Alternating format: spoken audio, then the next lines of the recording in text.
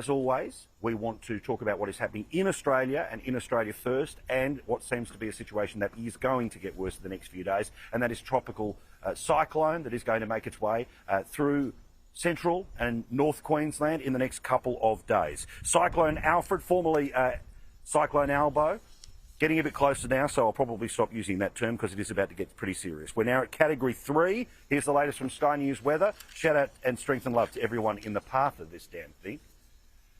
Severe tropical cyclone Alfred is still offshore, hanging out in the Coral Sea, but we are starting to see some effects on our coastline, like some big swell on our Queensland beaches. Now, if we check the satellite, we can see our severe tropical cyclone, which intensified to a Category 4 system late on Thursday afternoon.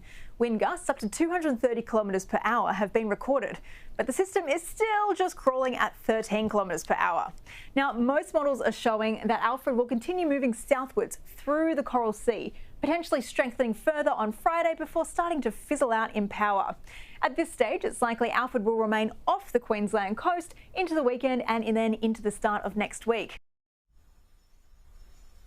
All right, so fingers crossed this thing is going to bounce and bounce before it hits the mainland. But here's the latest from the bomb as well. We want you to be forewarned about what's taking place. And fingers crossed, things, well, are just a little bit of a fear rather than a reality that's going to need an awful lot of cleaning up.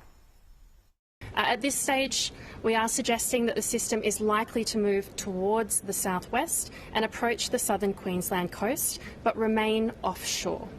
In terms of the impacts that we can expect with this system, we're expecting an increase in winds, waves and swell in particular. Now that swell compounded by high tides could mean that we could see to coastal erosion around southern parts of Queensland towards the end of this week and into the weekend. This risk also extends to parts of northern New South Wales as we head into the early part of next week.